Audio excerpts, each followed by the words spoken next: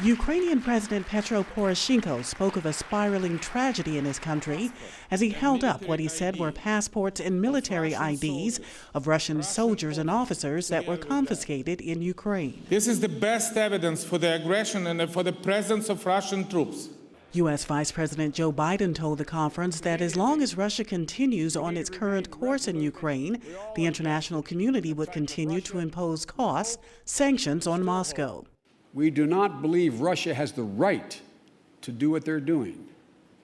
We believe we should attempt an honorable peace, but we also believe the Ukrainian people have a right to defend themselves.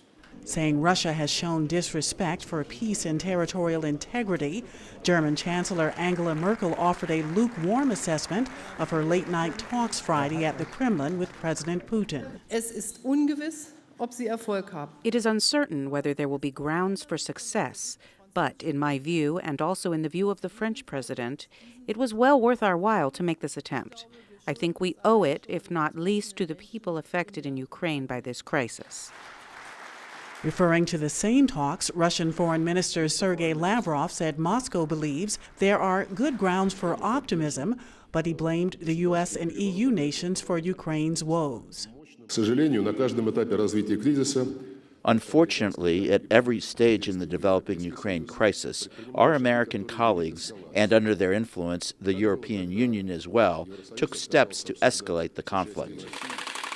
Fighting in Russian-speaking eastern Ukraine surged about a week ago following a breakdown in peace talks, despite the passports Mr. Poroshenko displayed and other reports of direct Russian intervention. Moscow denies all accusations that it has been providing direct support to Ukraine's separatist rebels during the past year. There are no signs that Russia is prepared to back down, says Europe analyst Stephen Pfeiffer, a former ambassador to Ukraine. And unfortunately, there's been no indication in the last several weeks that the Russians are prepared to negotiate seriously. A European move to impose more sanctions on Russia may not have the desired result, says Russian studies scholar Leon Aaron. Nobody knows at what point the economic pain and diplomatic pressure and isolation may or may not change Putin's mind. In fact, I'm not even sure he knows.